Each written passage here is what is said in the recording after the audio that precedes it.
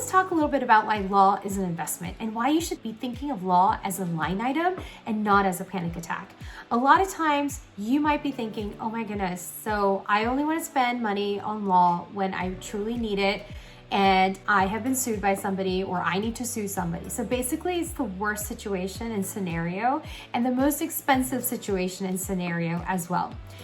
A lot of times people get stressed by law. They don't want to think about it. They don't want to worry about it. They also don't want to believe it's existing. But unfortunately or fortunately, law is very much integrated in your business from the beginning of the inception to the implementation with your clients and with other business partners and relationships that you might have. Law is a very integral part of the operations. You just can't run away from it. You can't pretend it's not there. And believe it or not, you're already involving yourself in it.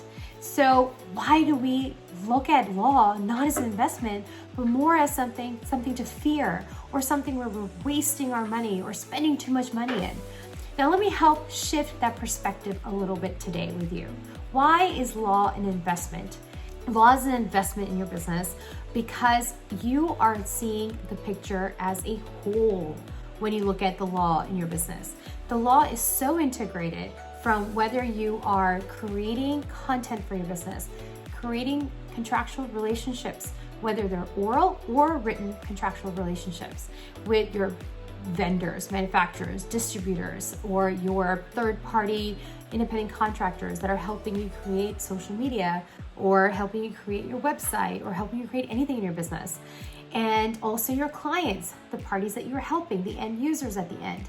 So whatever you're doing, there's relationships that are being created by you. And in each of those relationships, there is a legal obligation that exists.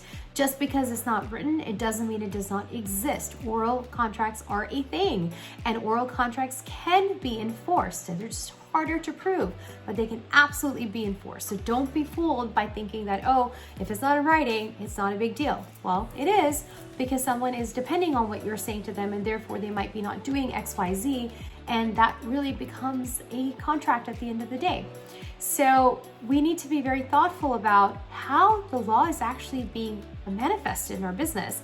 So even when you're selling something, those purchase orders or the receipts that you're giving are all types of contracts, all types of legal paperwork and documentation that are considered to be part of the law. Your regular business operations that are normal to your business, that are ordinary and normal to your business, can be put into evidence in court to show that this is how things are happening. And so when things are happening this way, then this is just the ordinary course of business. So this, whatever somebody else might be saying happened, may not have happened. And so law is very much integrated. Law is integrated when you're getting together with somebody else and creating a business. And so you just can't run away from it and you can't avoid it, because eventually if you don't take care of it and cultivate it and treat it with the care that it needs in the beginning, it's going to burst like a volcano. And at that point, it's going to be just boiling over so badly that it's going to be expensive.